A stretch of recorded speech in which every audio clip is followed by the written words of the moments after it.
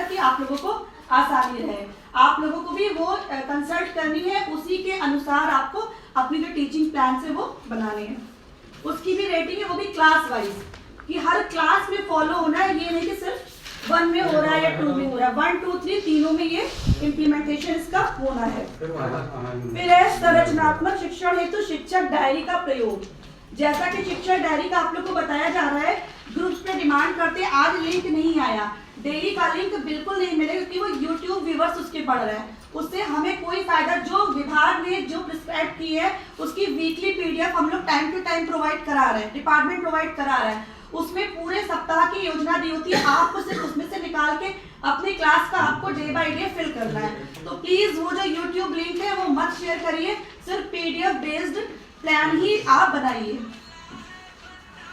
छात्रों के अधिगम आकलन हेतु निपुण तालिका आदि का प्रयोग। निपुण तालिका आपकी इस कार्य योजना में भी है और आपको अपने क्लासरूम में भी A3 साइज में प्रिंट करा के उसको किसी कार्डबोर्ड पर लगा देनी है, जिससे कि बच्चे भी देख सके कि हमारा क्या लक्ष्य है, कौन सी दक्षताएं हमें प्राप्त करनी है, और आप भी उसको देखते रहे तो आपको बच्चों का स्तर समझ में आता रहे। क्योंकि सामने जब कोई चीज डिस्प्ले में होती है तो वो धीरे धीरे हमारी मेमोरी में ऐड होती जाती है और बच्चे भी देख पाएंगे कि हम कहाँ तक पहुंचे और अभी आपको कितना उन पर वर्क करना है।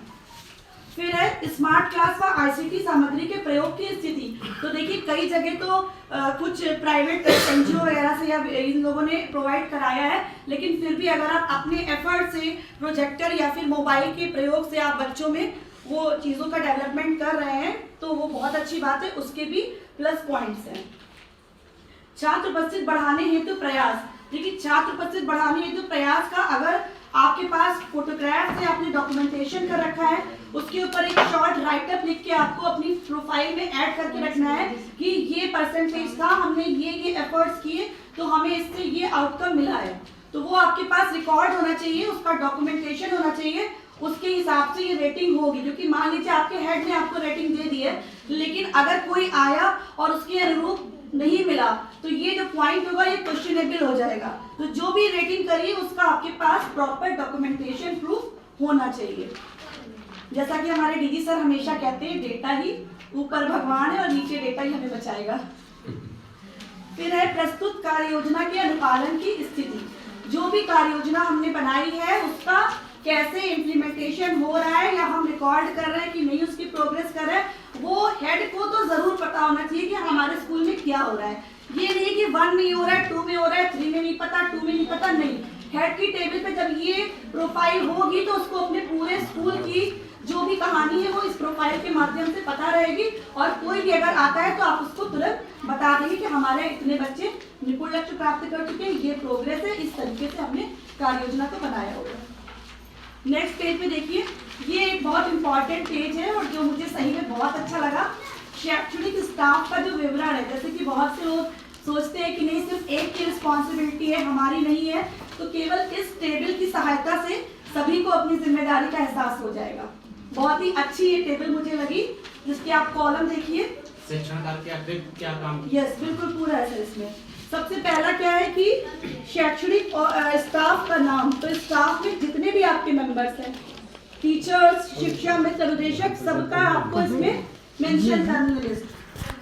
फिर उनका पद। थर्ड है उच्चतम शैक्षणिक योग्यता।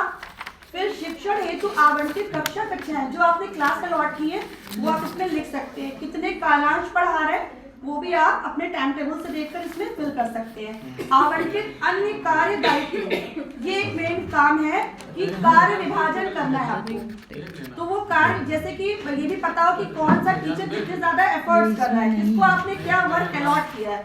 सपोज आपने एमडीएम की जिम्मेदारी किसी टीचर को दी है, तो अगर उस ड्यूरेशन में कोई भी प्रॉब्लम होती है तो दैट मतलब वही टीचर उसके लिए रिस्पॉन्सिबल होगा।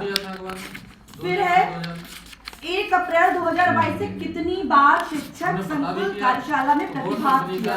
तो देखिए इसके लिए एसआरजी सर की तरफ से एक गाइडलाइन उस दिन संकुल कार्यशाला में हम लोग को बताई गई थी कि जो शिक्षक संकुल है उनको तो सारी कार्यशाला करनी है, लेकिन उनके यहाँ से एक टीचर भी आएगा जिससे उसका ये कॉलम 0 ना जाए। ऐसा नहीं कि सिर्फ शिक्षक संकुल जा रहा है और उसी की रिस्पॉन्सिबिलिटी, लेकिन और जो स्कूल है वहाँ से कोई भी एक आएगा, चाहे वो हेड हो, चाहे वो टीचर हो, चाहे वो शिक्षक हो, चाहे वो अनुदेशक हो, रोटेशन वाइज आएगा। और शिक्षक संकुल तो आएंगे, उनके यहाँ से एक टीचर जरूर आएगा, क्योंकि वरना उनका ये कॉलम 0 हो जाएगा। ये नंबर्स ऑफ जितनी भी आपने वर्कशॉप अटेंड की उसका नंबर्स इसमें फिल करना है। उसके बाद आप देखिए शिक्षक डायरी की स्थिति, एलओ की सापेक्ष जो भी हमारे आपने देखा होगा, वो जो 3 बुक्स हम लोगों को मिली थी, आधारशिला, ज्ञानाकर्षण और शिक्षक संग्रह, तो उसमें अप्रोचेस बहुत क्लियर थी, मैथ्स की, हिंदी की, जो भी क्रम था, ठीक है। ERAC क्रम आपको याद आ रहा होगा। E फॉर क्या था? Experience, R for reflection, A for